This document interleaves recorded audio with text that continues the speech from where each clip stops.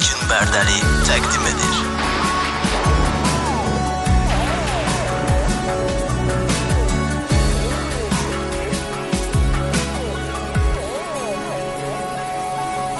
Vurulmuşam xəbərsize, özümü unutmuşam.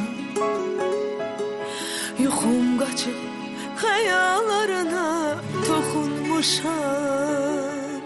Yanıb canım, dolub ürəyim, için susub ağlamışam. Yorulmuşam. Ekskluziv. Seni düşünüp darıxmışam. Fikirlerim uçup yanına yanılmışam.